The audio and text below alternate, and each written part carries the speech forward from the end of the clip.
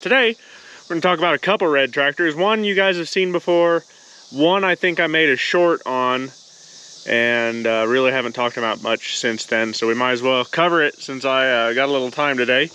But first and foremost, been working on this 806 of mine I picked up last spring, I think. Yeah, it's been last spring. It came in here with a really nice Dual 300 loader on it. I took the loader off pretty much instantly and sold it for like 1,500 bucks. And then you guys have seen it in videos pulling a spring tooth ahead of drilling oats. While doing all that stuff, kind of figured out that the range shifter linkage was loose, which I corrected yesterday and today.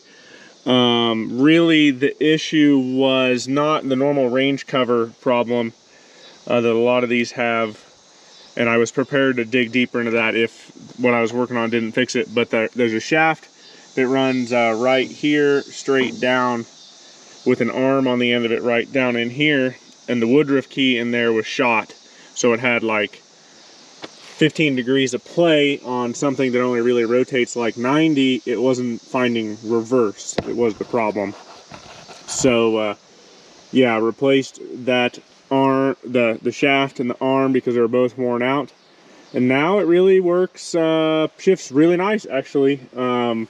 If not, I would have had to take the floor pan off the rest of the way and pull the range cover here and rebuild that, but didn't have to go into that. But this 806 is really cool because it's a 1963 model, and it's like in the first 2,500 of the 806s made.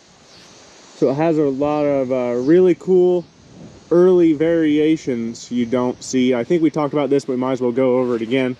First, because some of you guys might not have seen it, but first and foremost, early 806s had an IH made RD injection pump, which a lot of guys love these things. They say their governor's better on them. They pour more black smoke into the sky and whatnot.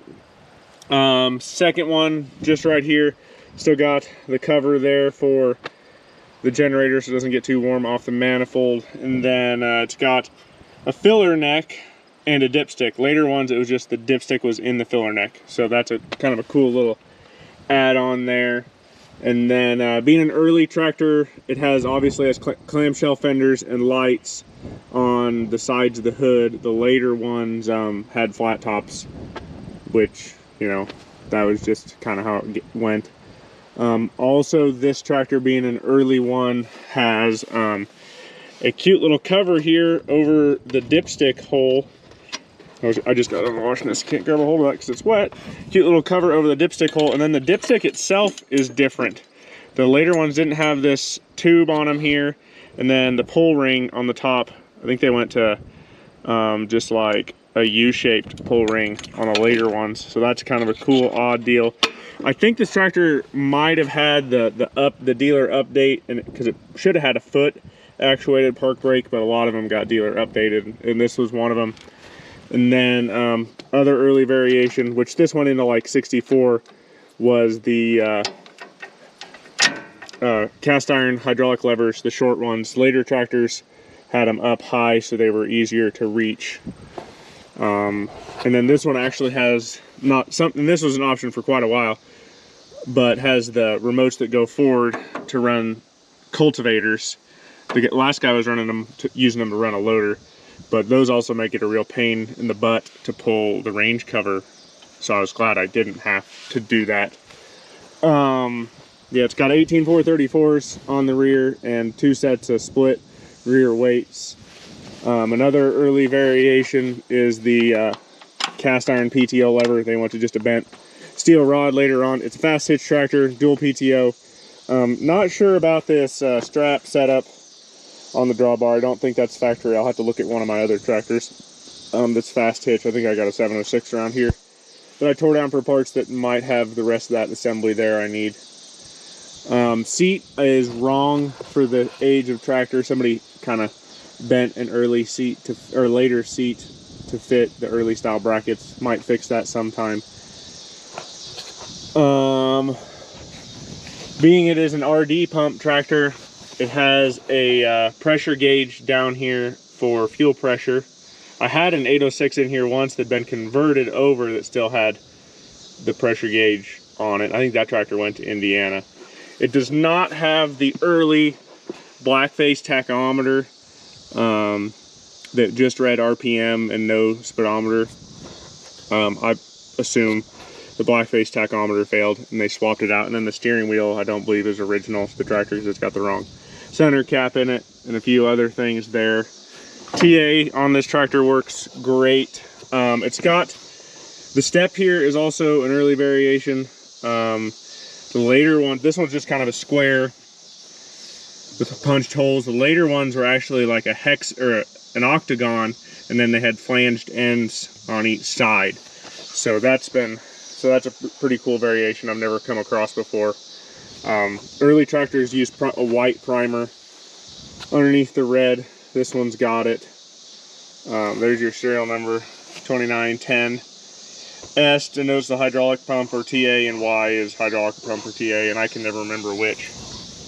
But it's a real nice appearing early 806. Not the earliest by any means, but I mean, in the first 2500 is mildly significant. It's got 9.5 L15s on the front.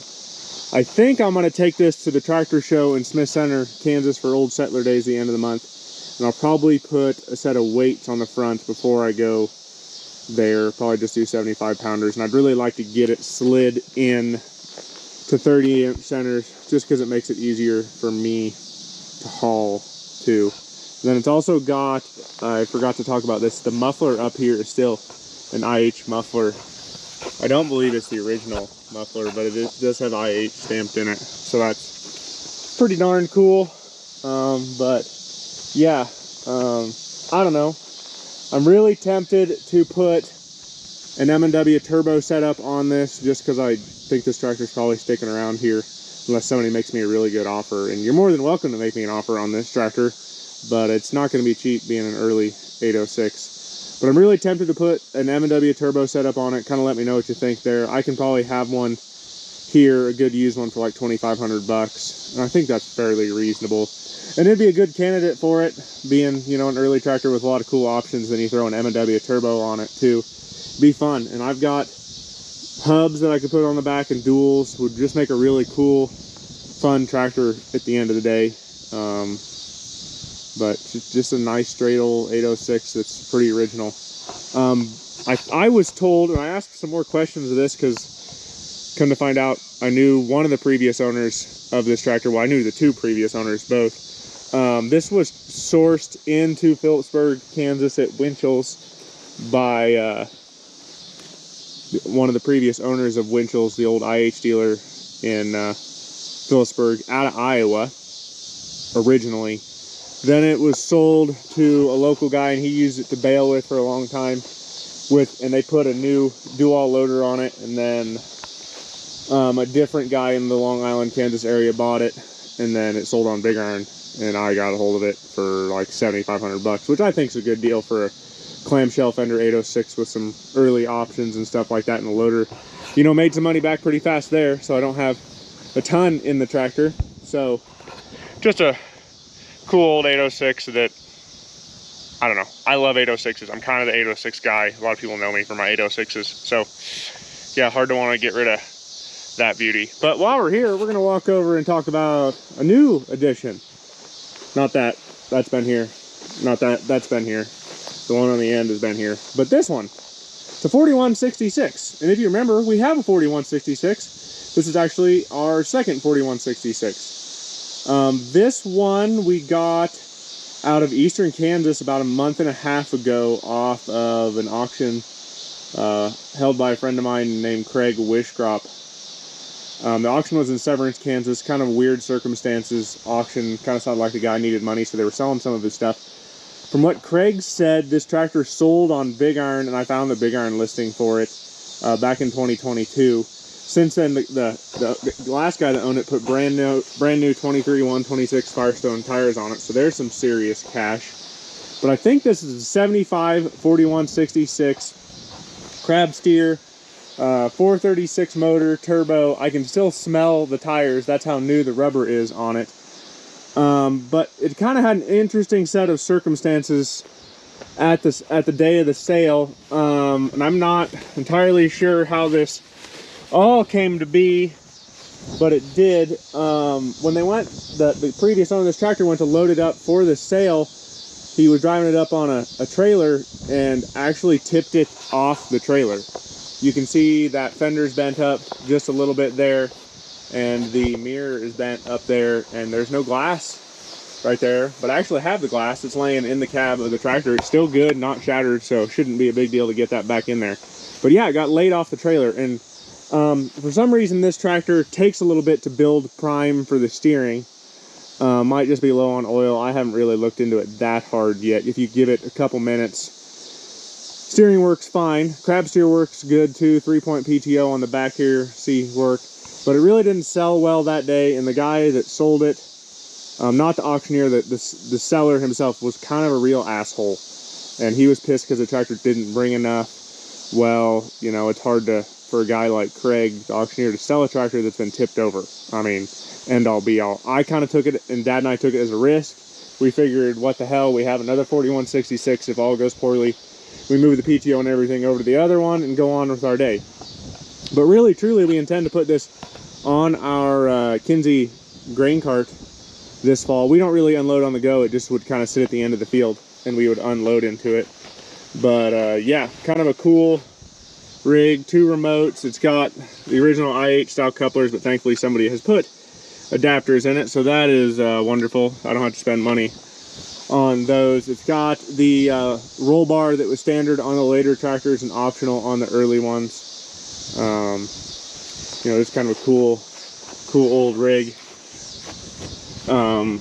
Straight pipe on these girls. They never had mufflers on these 4166s. It's got a cool kind of air breather there too. I need to put a rain cap on it. There's no belt on the AC, so I don't know if any of that stuff works. But yeah, you can see when it got tipped over, some oil leaked out of the transmission and onto the glass, so I need to clean all that. It's got a really badass M&W pyrometer in here too, which I believe works. Actually, need to play with that some more, but this thing starts up pretty darn good.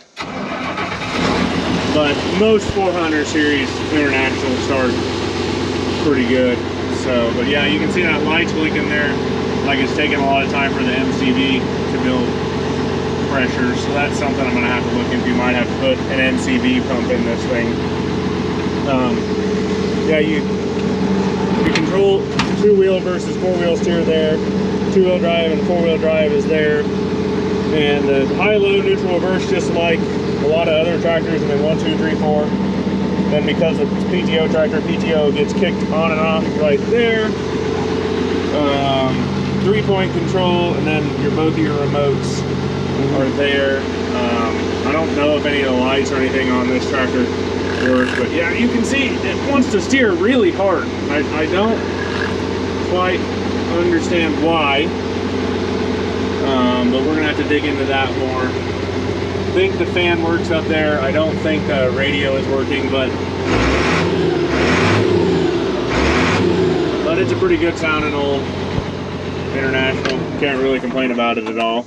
But yeah, so that's kind of a recent addition of ours that we're gonna hopefully put to work here shortly.